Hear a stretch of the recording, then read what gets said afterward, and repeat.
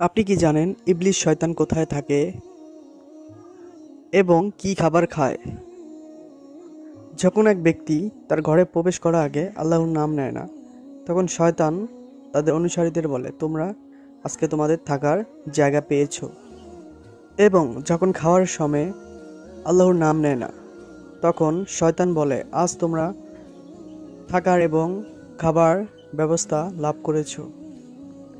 যখন আল্লাহর নাম নিয়ে মানুষ খাবার খায় এবং ঘরে প্রবেশ করে, তখন শয়তান তাদের অনুসারীদের বলে, আজ তোমরা এই ঘরে রাত ও খাবার খাওয়ার মতন সুযোগ পেলে না এবং রাতের খাবারও নেই।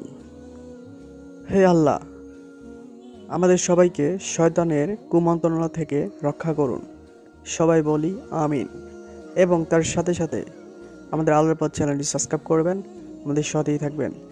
একটি লাইক, একটি শেয়ার করবেন, ভিডিওটি শেয়ার করে আমাদের সাথেই থাকবেন। আল্লাহ হাফেজ। নেক্সট ভিডিও দেখার জন্য ধন্যবাদ। আল্লাহ হাফেজ।